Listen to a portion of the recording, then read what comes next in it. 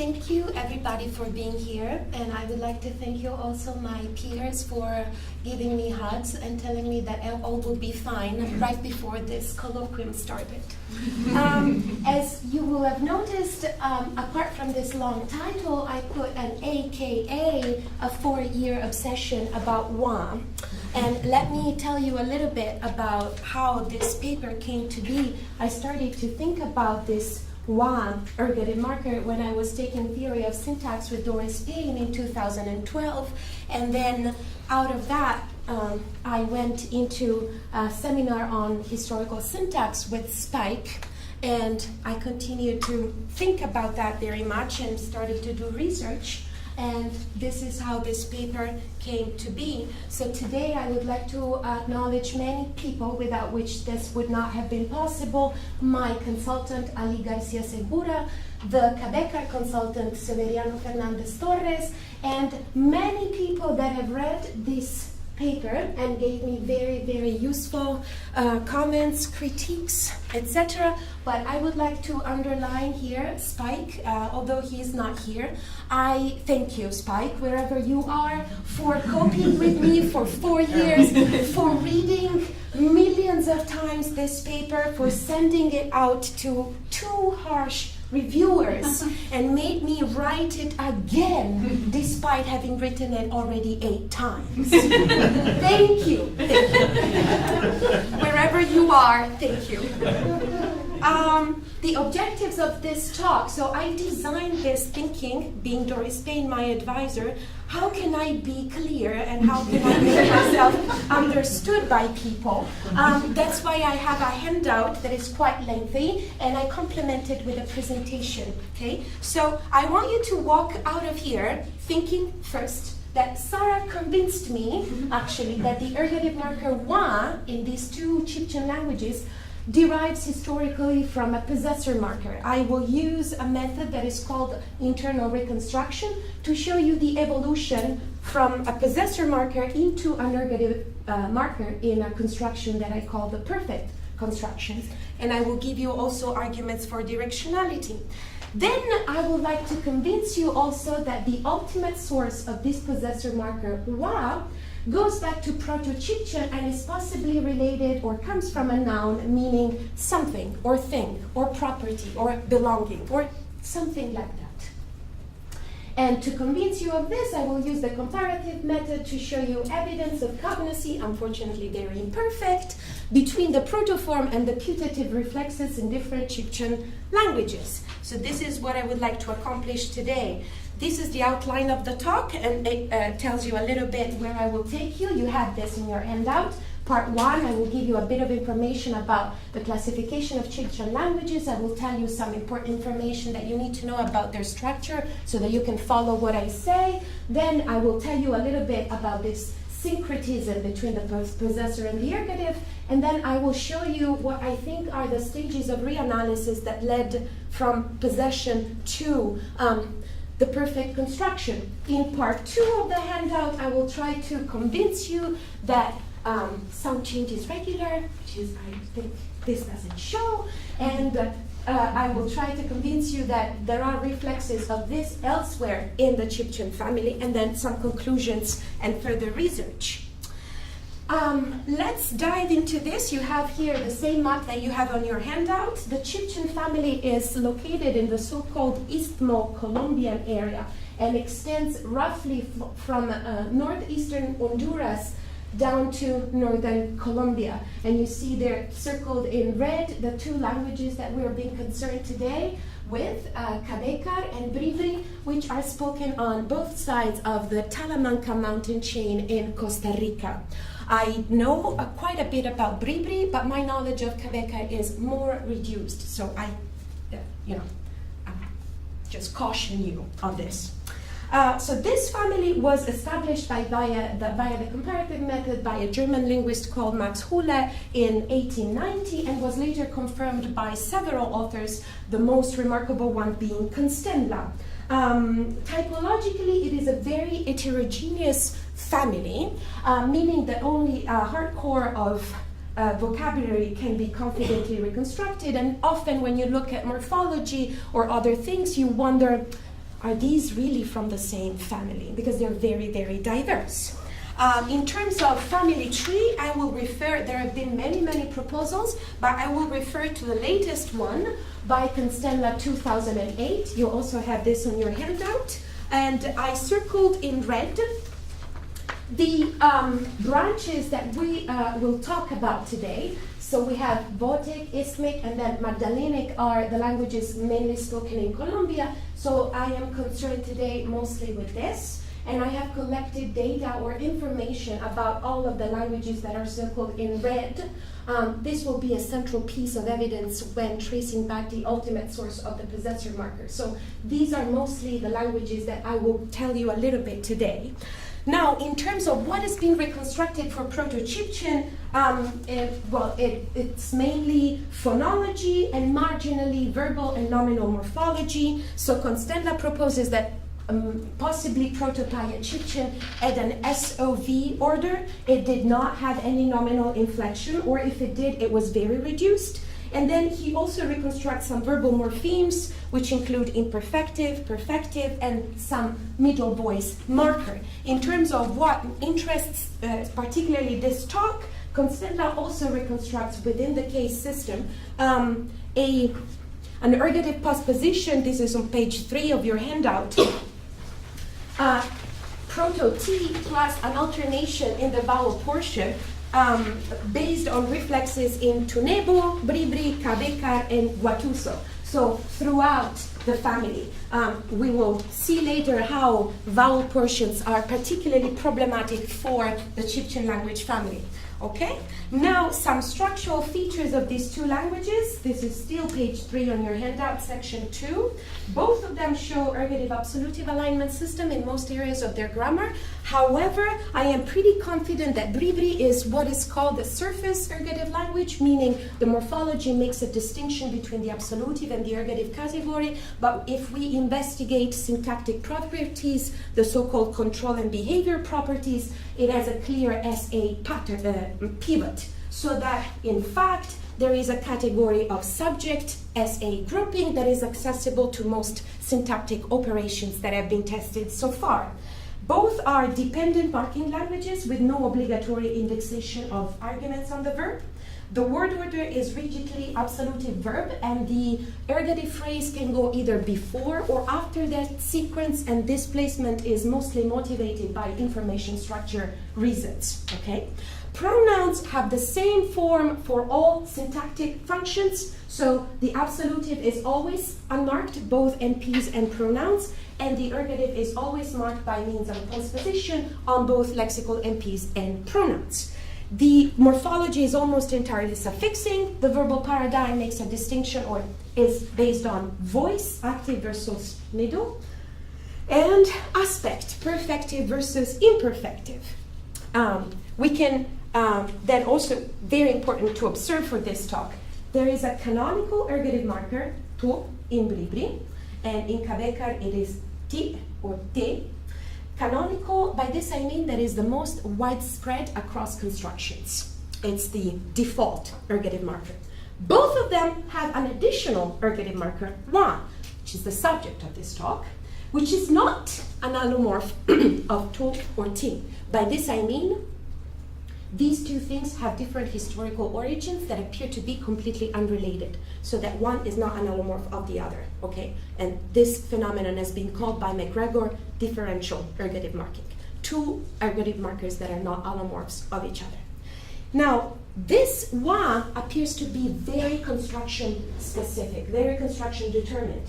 In both languages, it appears in possessive predications, perfect construction, transitive perfective negative construction, real mystery, and caused motion construction. Now, this talk today will be concerned only with two of these constructions, the perfect and the possessive predication. So in section 3, example 1 and following, I'm just trying to show you that in fact, depending on the aspect, we get a different ergative marker. So if you take a look with me at example number 1, yeto u su, I saw the house. We have the ergative marker, which is tu, exactly. But if we go to example number 2, Cabécar, we have giste hu sur, still, we have the canonical one, but if we go to 3 and 4, let's take 3 bribri, we have the wa, ergative marker, with the meaning I have seen the house. Now, when I came here, I was a student of Constenda, and it was really something established that this wa was not an ergative marker, it was an agent, a byphrase. So that, there was this belief, but this was never actually showed or demonstrated by means of syntactic tests. So what I try to do in the following example is showing you that the agent NP followed by wa is in fact an NP that has subject properties that are typical of ergative phrases, such as a control of coreference of a third person anaphoric pronoun in a following coordinate clause. That's why in 5, I give you an example. Ali kissed Trini, and then he, she became angry. That Ali to Trini waratse ena ye urune. That ye in the coordinate clause can only ever refer to Ali. If Trini is the person that became angry, we either need to repeat the name Trini, or we need to use another pronoun to refer to Trini. Okay? And I want to show you in 6 that in Ali has kissed Trini, the construction that used wa, and he, she became angry, he can refer only to Ali again, never to Trini, okay? So at least in control of coreference, wa shows, in fact, subject properties. Now, another thing that I want you to know about this marker, but you already imagine by my title, is that this wa marker also constitutes a case of the so-called case syncretism with the possessor in these 2 languages. Now, this is true only for possessors in possessive predications. That's why I'm using the term possessor instead of genitive. So I am showing you in 7 and 9 that if I have a possessive predication, such as I have a rooster, I get the wa marking. But if I have something like 8 and 10, our house, I do not get any marking, okay? Now, in possessive predications, bribri has wa only in alienable possessive predications, where Cabekar has wa both in alienable and inalienable. This means that Cabekar would have the wa whether I say I have a rooster or I have 4 sisters. Both possessors are marked by wa, okay? But in both languages, there's no marking of the possessor in possessive NPs. Am I making sense so far? Okay.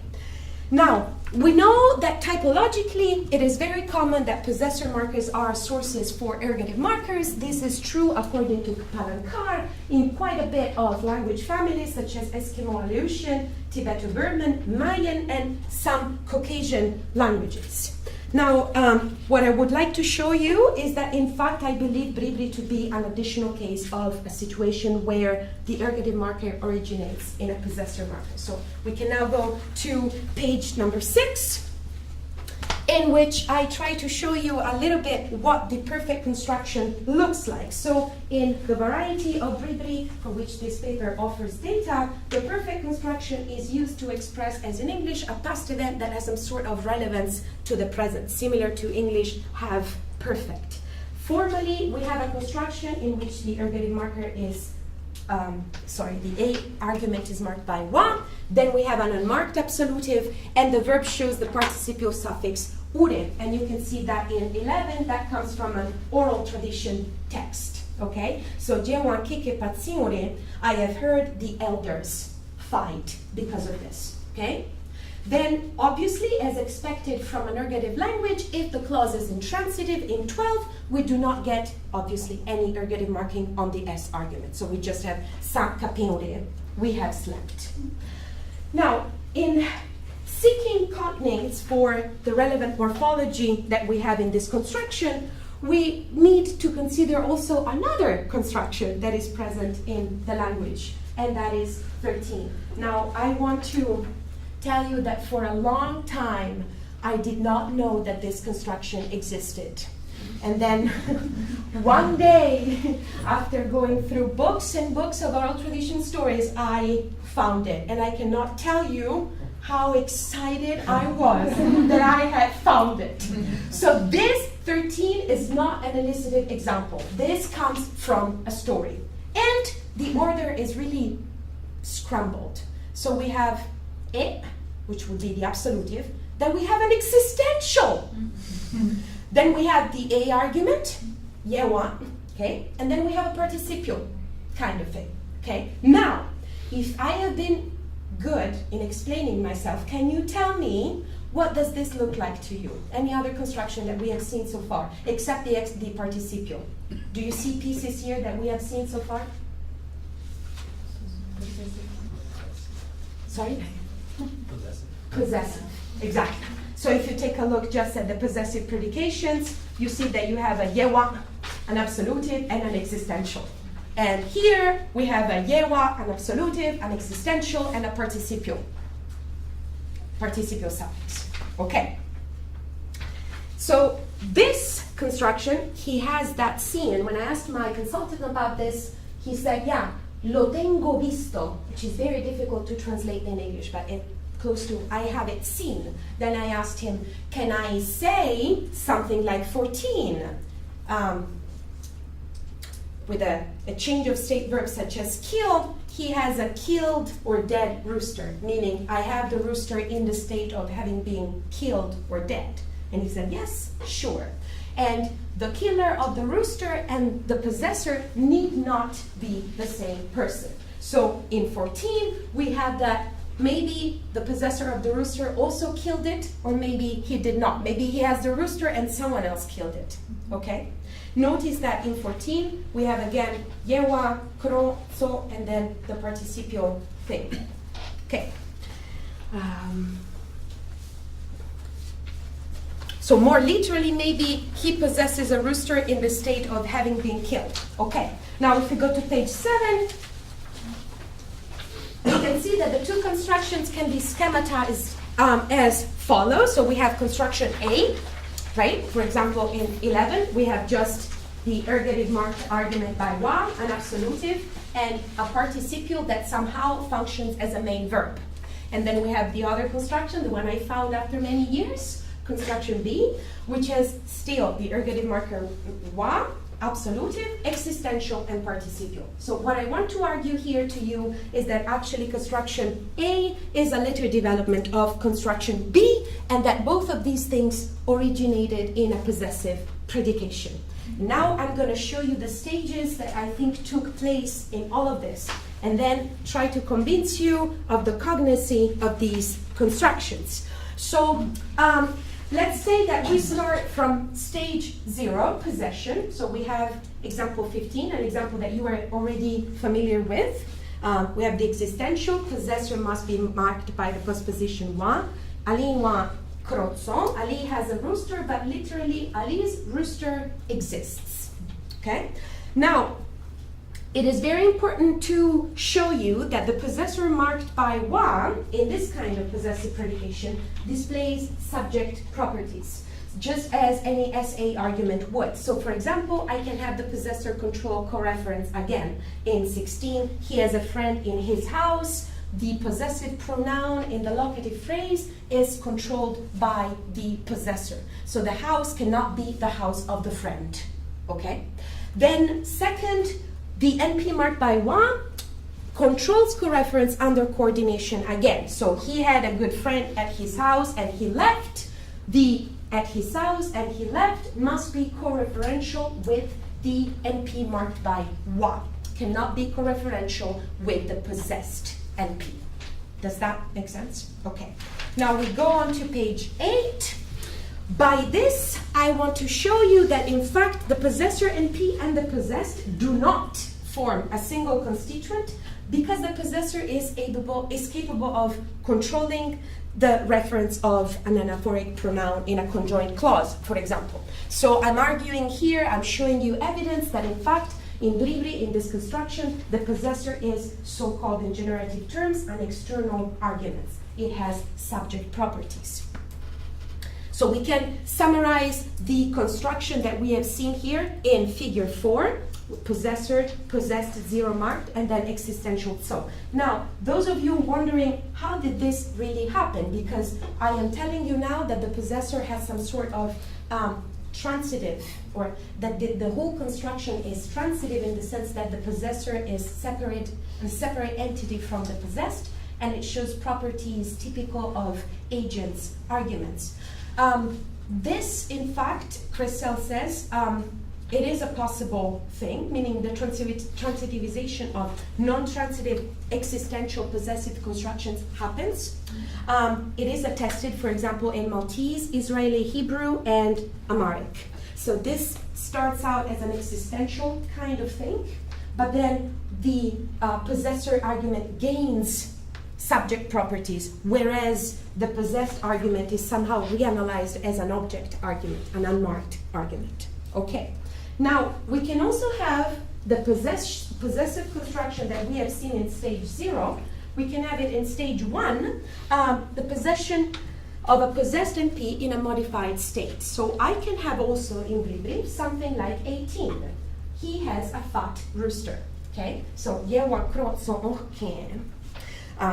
has a rooster, or his rooster exists fat. Notice that the adjective occupies exactly the same place as the participle, okay? So it goes after the existential, and I would dare to say that in fact the participle and the adjective have a very similar function in which they specify some sort of property of the possessed argument, right? So either a healed rooster or a fat rooster, some sort of property that the possessed NP has.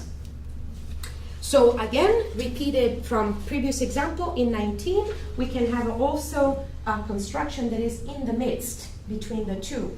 He has a killed or dead rooster when we have exactly the same, possessor marked by wa, unmarked possessed, so, and after so, instead of an adjective, we can substitute it with a participial form. Now, notice that, as I said before, in 19, maybe the possessor is also the person who killed the rooster, maybe it is not. But we have also examples of necessary co-referentiality between the two, such as 20. So, suruen, he has a rooster seen. Here, there is no doubt that the one who sees the rooster and the possessor of the rooster are the same person. So in figure 5, we have the same possessive predication modified by an adjective or a participle, okay? Now, I assume that possibly in this stage, reanalysis overtly takes place. So most likely, reanalysis is prompted by cases such as he has a rooster seen, where you have that the owner and the seer must be the same person, and then maybe this co-referentiality is extended to cases where maybe to ambiguous cases, such as he has a killed rooster. In this stage 2, possibly the existential starts to be reinterpreted as an auxiliary because it does not do the job anymore of conveying the meaning of possession, but it simply accompanies the participial verb form that actually specifies the semantic content of the verb, either see or kill or any other verb.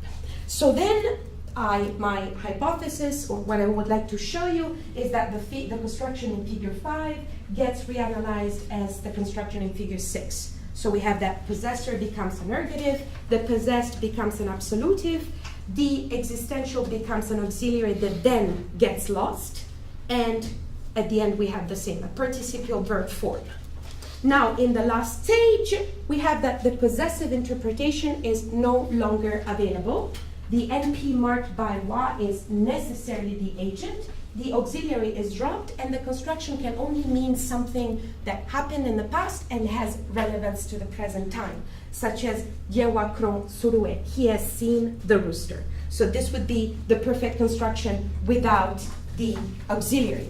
And in this case too, as I have shown you before, the wa marked phrase displays subject properties. Now, after all of this, I know that this is a lot of information, and it's the first time that you see this, but someone might be wondering, how do we know that this in fact is right? I mean, you come to us and you tell us about all of these stages of reanalysis, and we just go ahead and believe you because you tell us, well, this is the way it happened.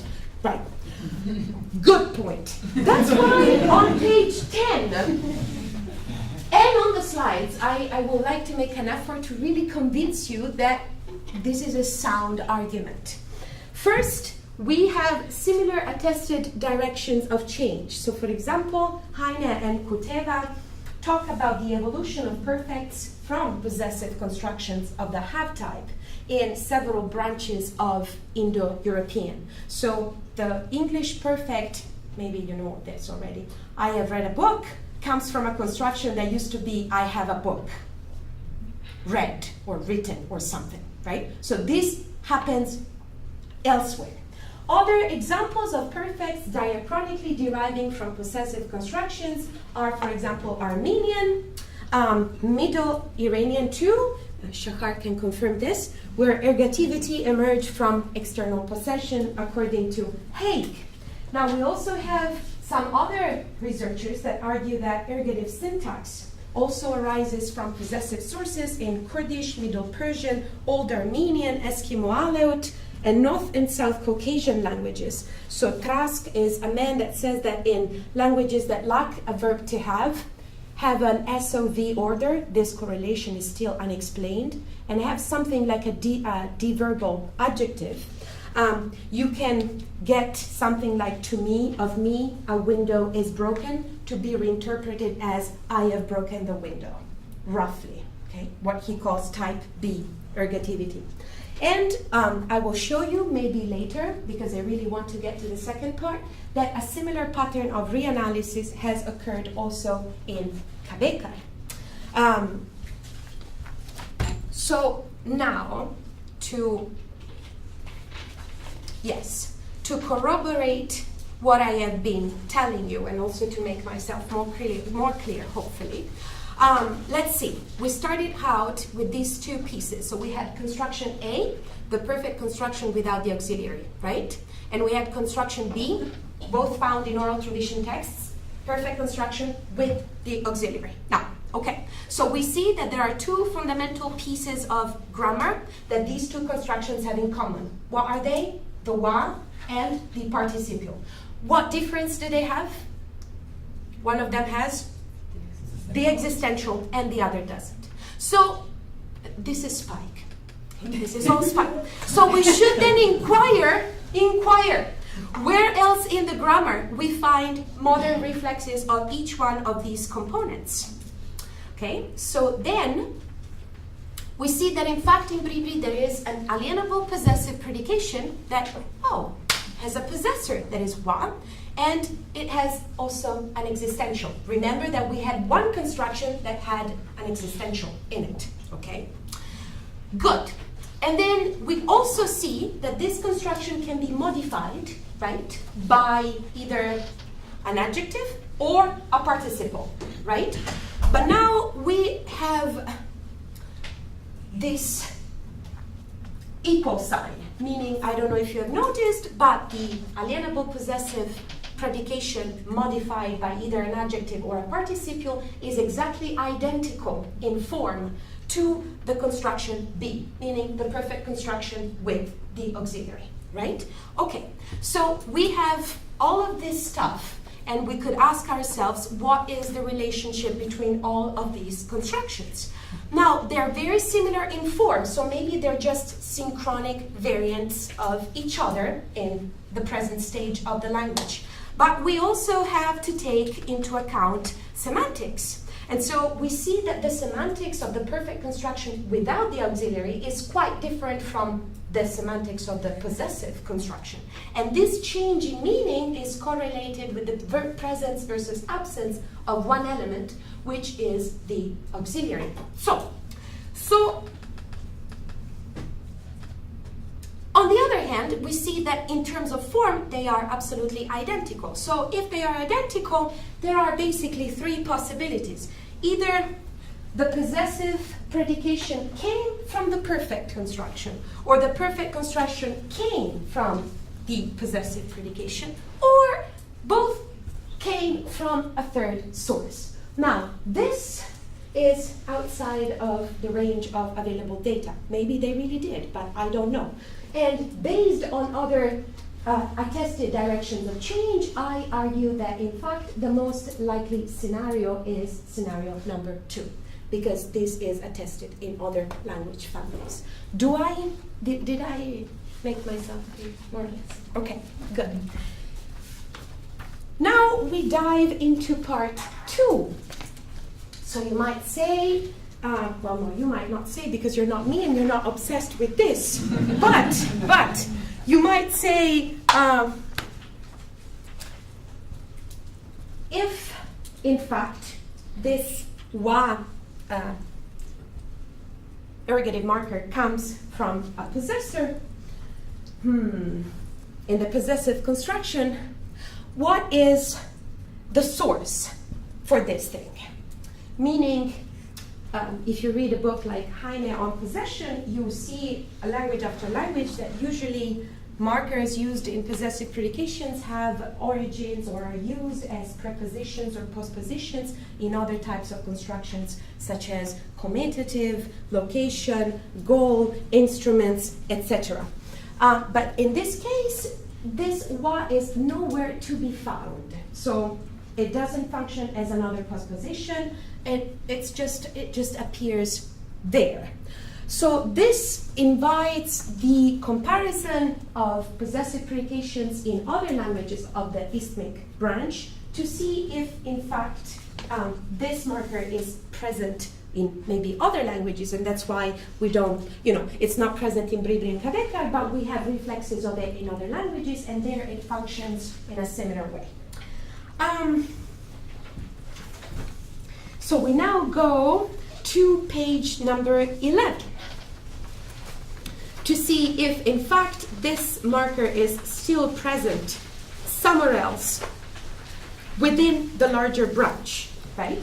So this is the isthmic branch out of Protopaia Chibchan, from where Quebecer and Bribri, of which Quebecer and Bribri are also part. So I'm now on page 11, and I put on the end out this big table, which might seem quite incomprehensible to you, but this shows you that basically I have checked other alienable possessive predications outside of languages within this branch to see if I could find other reflexes or other forms that could be cognate with this wa.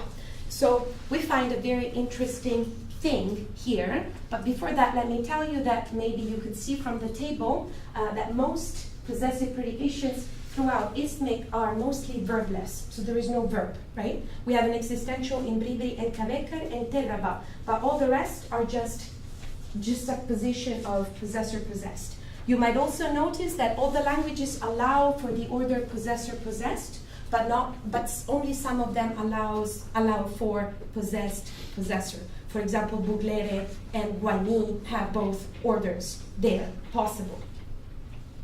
Now, one thing that I really want you to notice is Guayni. And I want to thank you, Tom Payne, for giving me a paper that he had written in 1982 about Guayni that really made me think that maybe that marker could be related to Bribri and Quebecer. So we see in Guayni the possessor is marked by Gue. And I will tell you that in Guayni, Gue is not only a possessor marker, it is also, what do you guess? An ergative marker. What a coincidence. Exactly. Then we have Bribri and Quebecer, obviously, which you already know about. And then we have occasional marking of other things, such as the possessed in Buglere, or Buglere still that marks the possessor as no. I don't know about that. I don't know what that is or comes from. So one question that might arise from this table is, first of all, are Bribri and Quebecer wa cognate with Guayni Gue? Now they kind of look alike, and they have exactly the same functions, right? So one might conclude that the alienable possessive predication of Bribri and Quebecer, Viceitic, was maybe an innovation. One might say, no, they kind of look alike, but not really. maybe all in all, what we find in Bribric and Cabeca is an innovation particular to their branch, and this speculation kind of reflects the principle of parsimony. So we say that because a certain feature is attested only in a single clade within a given subbranch, the uniqueness of this feature finds its simplest explanation in innovation within that single clade. However, we have a big problem. If we say that wa is an innovative morpheme, then it means that it is a new piece of grammar. And if it is a new piece of grammar, it should be also somewhere else. So we should find a synchronically available source for this innovation. But it is not.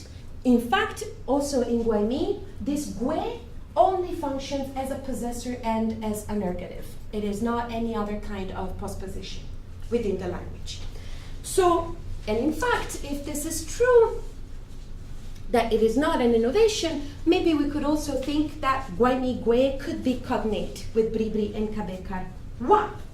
And if this is true, we have two possibilities. Either we have a parallel innovation in Guaymic and Viceitic, or we have that Guaymic and Viceitic are conservative and all the other languages have lost this morpheme that dates back to really old times. Okay, so did I make a good job at explaining my dilemma here? So if it is an innovation, it should be new, but it's nowhere to be found. Plus, this gue kind of look alike, and in terms of function, it does exactly the same thing. So I am trying to show you now that in fact these two was and this gue are cognate, and they all go back to something much older, for which I find evidence in Chibchan language spoken in Colombia. Let's go back here to the map. So we have these two here, and then there is Guaymi right here. And then the data that I'm showing to you right now comes from Muisca. Now, Muisca is a language that became extinct in the 18th century, and this is on page 12 of your handout. And it had an order possessor possessed in attributive possession. Some nouns, as you can see in example 22, that appeared in the possessor slot underwent final vowel truncation. So we have Muisca kubun. To make it person's language, we get Muisc kubun with the truncation of the final a, right? Now, possessive predications were built with a copula following the possessed element, as in 23, where we have zepab itqua we. Now, if you have been paying attention to me, you might immediately wonder, what are you wondering right now? Hope you're not wondering if I'm crazy. Is that the same way? Right, which is also what one of the reviewers of this paper wondered. Exactly. What about gue? Right? Which I read gue, but in fact I will tell you, because I contacted the person who actually, this example, it deserves few minutes, because this that you see here, number 23, was glossed in the grammar by the friar Lugo in 1600 as a genitive. The itqua was marked as genitive. Okay? So for 9 months, I just saw that grammar and I thought, sure. Then after the review of this paper came in, the reviewer said, are you sure that that is really a genitive? It is kind of long. You know, maybe it's a bimorphemic thing. And I said, right. Then I went on and found other revised grammars, and I talked to an expert, Nicolas Ostler, who wrote also a grammar of this language based on Lugo and other texts available. And he said, you know, in fact, some people say, or some people, sorry, not some people. Lugo said that it was a genitive marker, this itqua, because he wanted to find the same categories of Latin at the time inside of Muisca. So, you know, it is something of my father, let's call that thing a genitive, postposition, or something. But in fact, Nicolas Ostler said it appears that this ipqua is a noun that means something like belonging or property or something. And then in fact I went into a whole bunch of literature from Colombia, and I discovered that Osler was right. In fact, that ipqua would be mostly rightly glossed as something, property, belonging, etc. Now, what about gue? Nicholas said that in fact it is impossible to determine the actual phonetic value of gue because at the time that the grammar was written, there was uncertainty within the Spanish orthography as how to mark the sound ge different from gue, either with the dots or without the dots, so that he believes that actually this thing that we read as gue could have 6 phonetic values, either gue, gui, or ge, or ge, and I don't remember the other 2, but we don't know what that is. But the argument that I want to propose to you is that in fact maybe ipqua is one of the reflexes in Muisca, along with wa and gue of a noun that dates back probably to Proto-Chibchan. So my hypothesis is that they are cognate, and I also want to reassure you, if you have doubts, that ipqua appears in other manuscripts with a C, and we know, thanks to Constenla, that the graphemes C and QU represent K, and that C was used before A and O and U, while KU was used before E and A. So it is safe to assume, based on the evidence we have, that the phonetic value of this thing is probably something like ipqua or ipqua with a glide. Okay? Now, possibly bimorphemic? Yes, maybe. First, because the most like syllable division in Muisca would be ipqua, given that qua is a very common syllable in Muisca, and you can see it in many words in the language. And the initial vowel also seems to be subject to phonological change. So I found this in other pieces of translations of the Bible, etc., as opqua, equa, upqua, etc. But no one has written about what this first segment of the word might be, and I actually do not have an etymology for this. But it is in fact possible, according to Nicholas Osler, that this thing is a bimorphemic unit. Now, evidence in favor of this hypothesis. This is why now we will go to the appendix to see the historical reconstructions that I have been able to put together to show you that maybe these things are in fact cognate. So we now go to page 15 of your handout. And in table 2, you can see my attempt of a reconstruction of a protoform with the reflexes in the languages where I believe there are reflexes. So you have both the orthographic value and the phonetic value. Now, 2 important things that should be said before we take a look at how good the reconstructions look. The first one is that in Chibchan there is a huge problem that Constenla calls formativos vocálicos. And this huge problem is the fact that a given root appears with different vowel endings in different Chibchan languages. Now, Constenla proposes that these vowel endings are something akin to thematic vowels in Indo-European languages, and that they have no function other than combining with a given root, whatever that might signify. We have several examples of this, and one on page 15, for a very basic meaning like salt or sea, we have reflexes of the protoroot dag plus reflexes of the vowel ending e in 3 Chibchan languages from Central America, Paya, Bribri, and Cavecar. Reflexes of the vowel ending u in 4 Chibchan languages from Colombia, Kogi, Damana, and Ica. And finally, reflexes of a sequence of vowels u and a in other 2 Chibchan languages from Colombia. Is that more or less clear? So the root dag is the same, but then the ending vowel that we get after that root across the family, it is very diverse. And it is not really reconstructible because it varies so much. So Constella, and you have this in your footnote number 8, just lists a number of these formativos vocálicos, these thematic vowels, and just say, you know, they vary, and I do not have an explanation as to why they are so erratic across the family, why so many vowel endings are found with the same root in different geographic areas. Okay? So this is one caveat.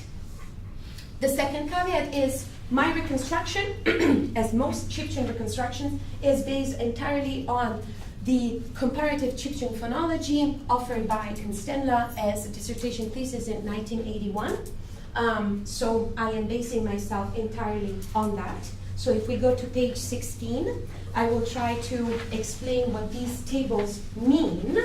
So in each of these tables, I have the first column that shows the proposed protoform.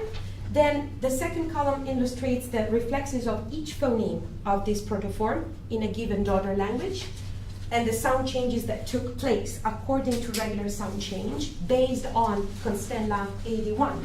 So the page numbers that you see reflect where that is found in Constella 81.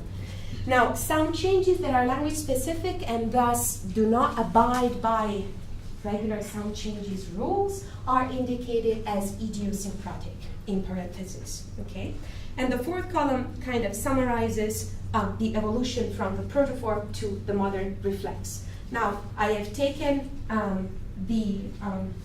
I dared to reconstruct a glide because Constella says that very likely Proto-Chibchan had these kind of glides as proto-vowels when they were followed by another vowel.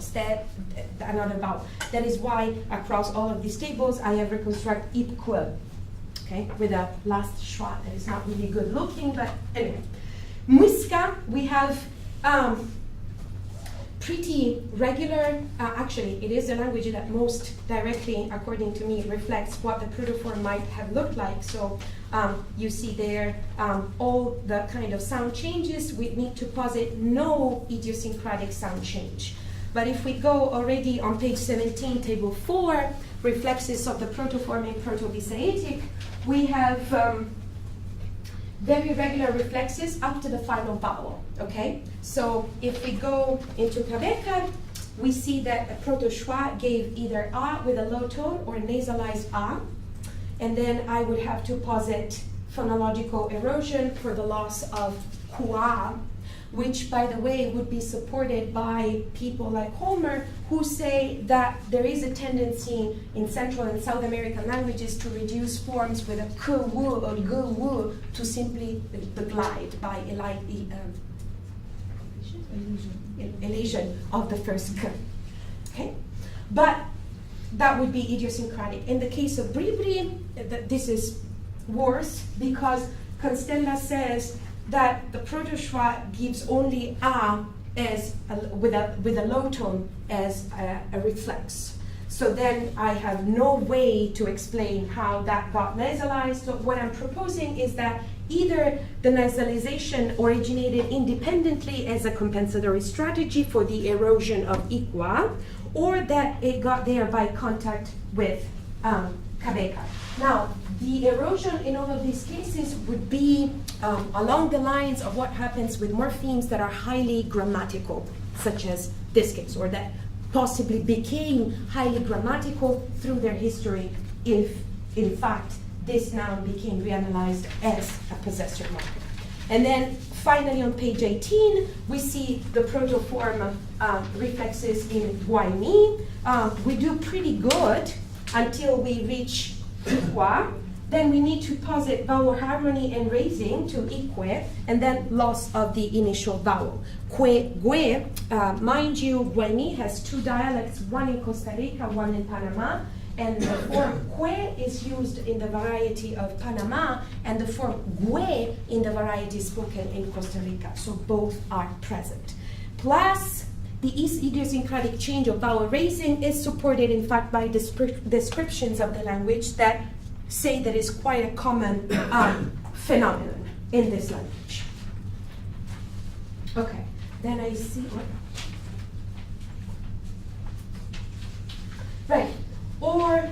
alternatively, maybe the final vowel of this had altogether one of these different formatives in Guarani, as we know before. There are these vowel endings problems within Chibchan. Now, this evidence, which you might find not very convincing, I try to support it with two more pieces of evidence, basically. So we go back to page 12 here. The other two pieces of evidence is that one of them is that the grammaticalization of presumably a noun, although they do not specify it, meaning thing, is attested according to Heine and Kuteva in several languages. So something that means thing or belonging becomes a possessive marker in languages such as Thai, Khmer, Japanese, and Poem. This is what they argue. And I also would like to show you that maybe several other languages within the Chibchan family seem to have retained fragments of this protoform. So we're now on page 13. So in Boruca, Western Isthmic, it's right here, we have that when the possessor within a possessive in P is a proper name, a personification, or an animal, it can be marked by I or igui, as we have in 24. And I've asked an expert on Boruca, and he has told me that in fact the form igui results from the blend of two segments, ek or ik, and the postposition that indicates possession, plus the pronominal segment I. Okay? So my speculation here is that maybe ek and ik are in fact eroded reflexes of ipko. I gives I in Boruca, P goes to 0 before K according to Constella. So the regular sign change would predict at least the ik segment.